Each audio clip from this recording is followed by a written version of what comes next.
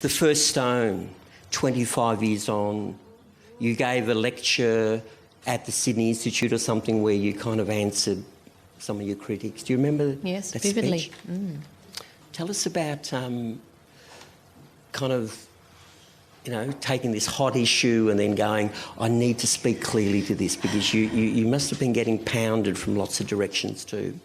Tell us about the clarity and the courage that it takes to make that kind of speech, and have you gone back to the speech, and does it still resonate? Do you go, I think I nailed it, I think I spoke clearly there, and I think I spoke courageously there?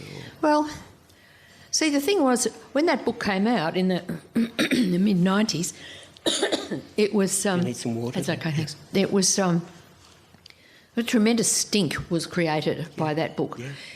And it was the first time in my life that people had actually come up to me in the street and said, I've just read your book. You know, and I mean, aside from Monkey Grit, which was just everyone I knew, but strangers. And I got a lot of very angry, distressed letters from people, and I got other letters of support, and it was a very divisive time, and it really freaked me out. You know, I realised that... Did you become reclusive at that time? Or? No, I just went about my business, you know, but it was... I lived in Sydney back at that time.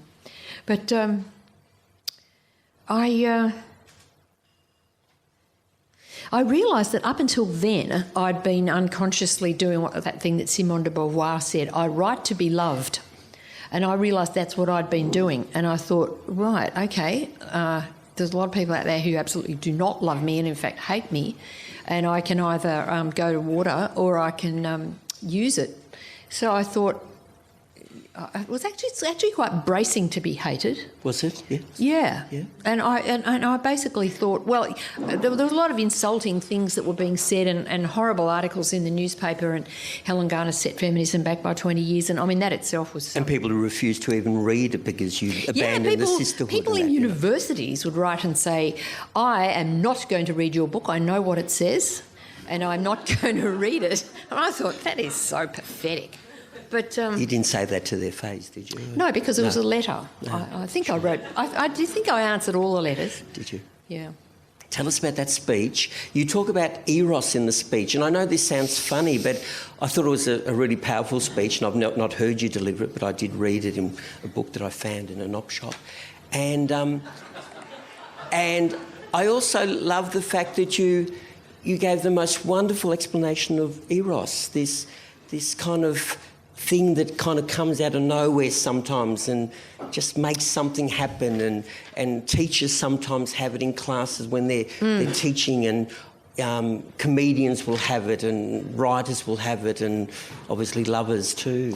I thought that was a beautiful kind of explanation. It's a kind of a Jungian concept, I suppose, eros. It's you know, obviously based on the little god Eros, who's the little messenger god. Yeah, and, I like little gods. Yeah, I do too.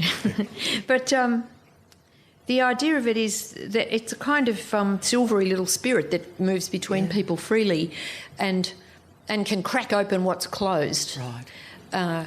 And I mean, that's what happens when you fall in love.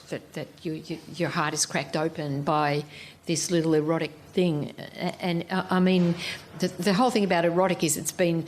the words tends to be taken to mean sexual, and it's kind of, you know, genitally sexual, but really it's a much more of a psychic charge that happens between people, and I think, you know, in my experience, it absolutely happens between teachers and students, and it's only when it's turned into, you know, it sort of crudely becomes sexual that the trouble starts. That's how we learn and teach, is by these flashing psychic connections that we make, and that's how a good teacher can make a class feel that the most exciting thing they can think of is to learn what the teacher's teaching. I mean, you know that moment when you suddenly kind of get something? I remember when I was a teacher at Werribee High School in 1966... We're not going to crack any jokes about going on strike for you. No, we wouldn't do that. Please don't. No, that's not about that. There was a boy in my class, and he was kind of, you know, quite dumb, unquote. He wasn't really dumb. He was just a nervous, shy little kid. And I had worked out, and he didn't get things much, and was often lagging behind.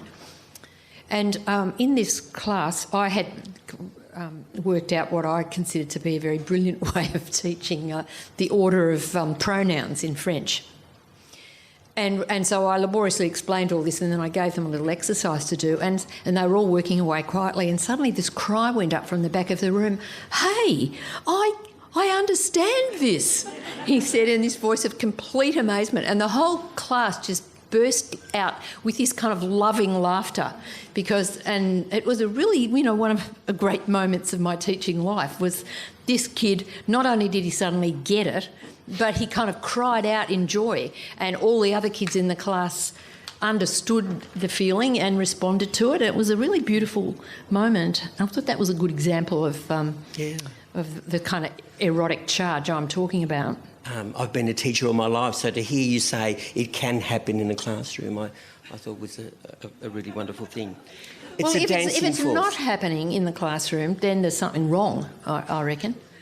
There's just how sometimes when I remember when I was at university, there were some lecturers we had that when they spoke, you were on the edge of your seat, and they were talking about, I don't know, iambic pentameters or something. They weren't talking about love or sex or death or anything. Sure. They were talking about some technical thing or when you learn algebra at school, and suddenly you go, God, I get this equation. I understand it, and you I'm sure your heart rate goes up at that moment. It's sort of a physical thing, not just psychic. Yeah, the Christian brother who taught me the periodic table and the way it makes sense. And suddenly you've got a handle on the world because you've understood this thing. Yeah. You say in that speech too, answering your critics there for the first time, you say, but sometimes a set of events erupts that encapsulates in complex and important ways the spirits of its time. Yeah?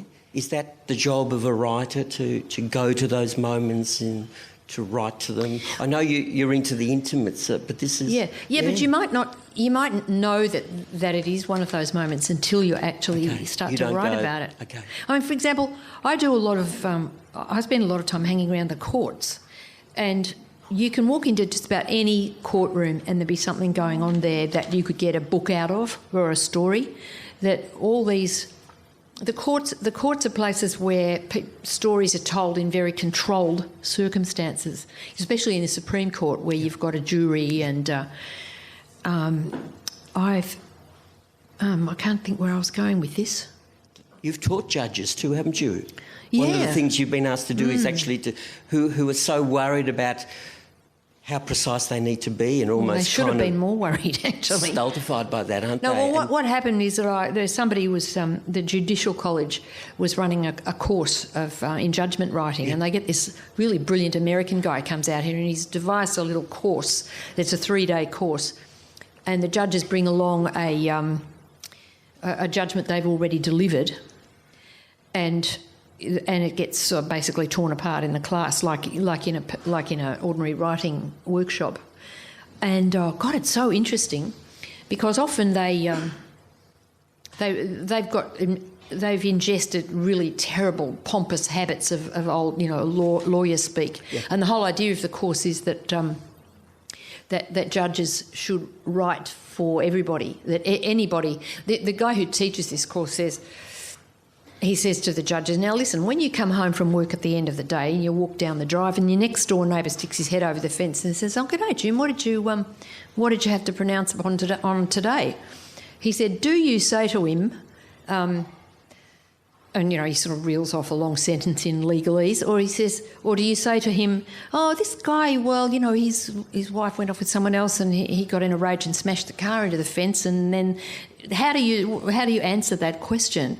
And most of the judges were, sort of hung up with heretofore and all that kind of pompous language. And some of them just simply will not give it up. They can go to this course 3 times and nothing changes because because it's jargon, it makes them feel good. And what's the art of getting them to de-pompous the language? This guy, Jim Raymond, his name is, he's got some very clever ideas about how to sort of break down those resistances. How do you do it, Helen? Well, I can tell you one. You mean with the judges? Yeah, absolutely. I can tell you an example.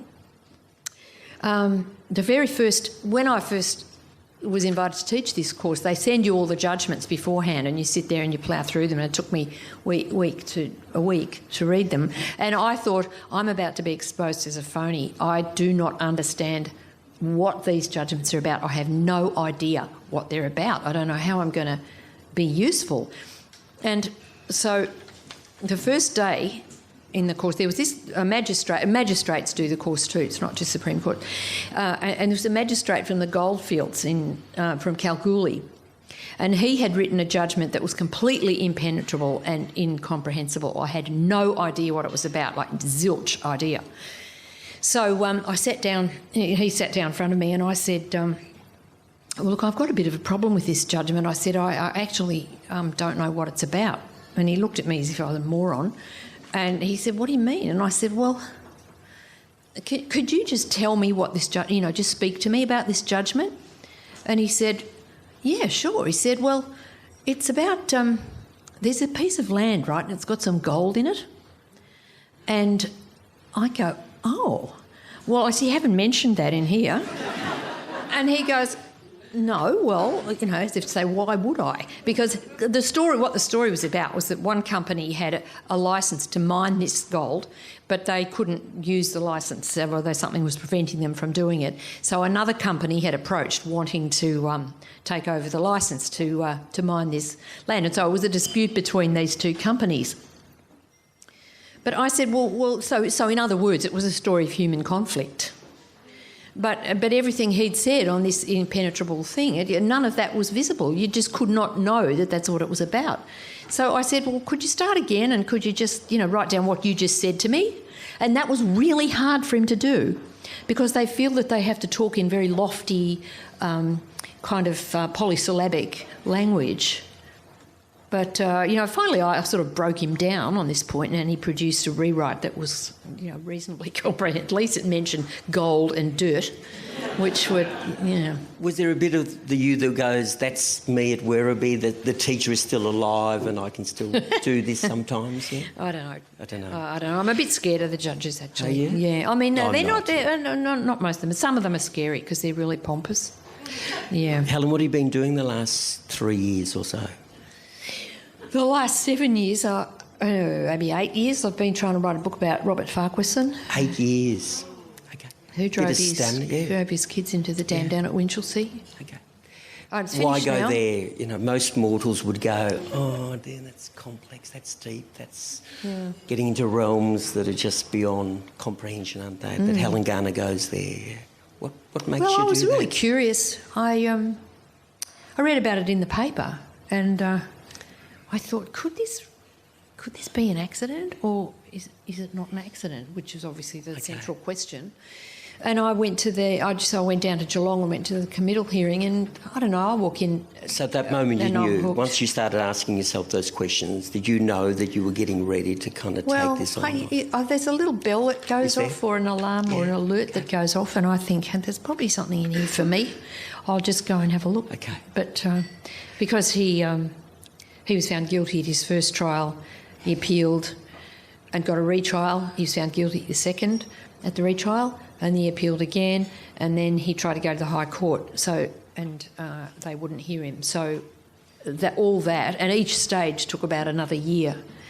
And you're there every day with your spiral pad. Yeah. What kind of stamina, what kind of alertness, what kind of intelligence is kind of required to do that? Well, I was about to say... It sounds like it's a phenomenal piece of stick-at-itness or whatever it is, Well, you get stuck with it in a way. I tried to stop a few times because it was so painful. Yeah. But I thought Why I was can't... it painful? Well, just because the people in the court, the families, there were 3 dead children. There was his wife the mother of the dead children who at the beginning stuck by him and declared he couldn't possibly have done it on purpose and that he loved the children. And then just the pain that people are in and those, and it's sort of a privilege to be in the room with it in a sense. You feel that, if I wasn't going to write something about it, I would feel that I was just perving. Okay. And I feel that once you get past a certain point and you can't get out, you have to write your way out. That's what I found anyway. Won't there be some who think it is a kind of perving? I don't think so. Well, I mean, they can think that, but I absolutely don't think it's perving because it's work. You know, I mean, if you just wander in and go, oh, God, here's a guy who drove into a dam, what a bastard, and then you walk out and go home, that's perving. But if you sit there for, 8 years, put the rest of your life on hold, and that's work. Putting the life on hold bit, I suppose that goes back to the other question about, do I stop other things because I've got this kind of focus on this thing that requires everything of me? Yeah. Is it all consuming when you're in writing a book? Well, it comes in waves because, there might be... See, I wasn't writing all that time. I was... Because I started writing after the first trial, and then he appealed and got a retrial, and I thought, oh no, now what do I do?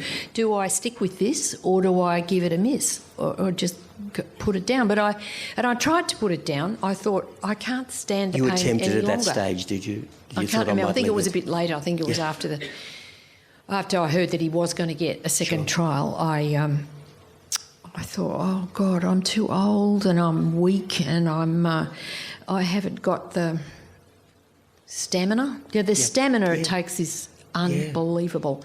But it's just a habit of being, I think. Okay. And also, I just love the courts. I'm thrilled and moved by the courts and by the extreme formality of the proceedings, and yet in the room is awash with feeling the whole time. And how do you negotiate that? The pain, you're awash with feeling. You go into a bar and have a couple of vodkas on the way home. Really? Yeah. Well, that's one way. Or else... But you don't come home and tell your husband about it, do you? No, because I haven't got one. I knew that, Helen. I knew that.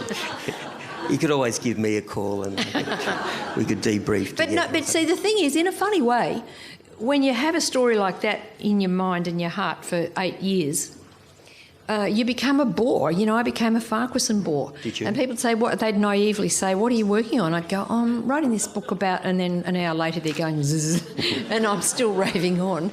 But you have to carry it by yourself, really, and it relieves you momentarily to tell someone else about the story. Well, people are interested in the story, but only up to a certain point, because that's the other thing about the work of it, that with that kind of crime,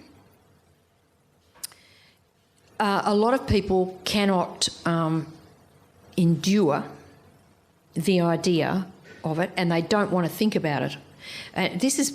I'm very struck by this, that people want to say, oh, he was just evil, let's go on to the next thing. It's as if you can brush it aside and make it not have anything to do with you in a human way. Whereas if you sit there and you hear all the evidence and you hear what happened and the state that various people were in, you can't help but feel compassion. Well, you feel that your humanness and their human... This is the kind of thing Ray Gator talks about. Sure. That your heart is touched and other people's reality kind of enters you in some way, and that's when the phrase bearing witness starts to mean something. But there's also this thing called idiot compassion that I've read about, and idiot compassion is when you have a lot of feelings about someone else's pain, but they're the kind of feelings that are of no use to the other person in their suffering. So it's, you feel really good, you say, oh God, I feel terrible compassion for him. But your feelings may be very fine and grand, but they've got nothing to do with the other person. But you get into a story like this and you've got to find a way to tell the story, and that's the labour of it, okay, to get a voice. And what way did you decide that you were going to tell it? Well, I realised that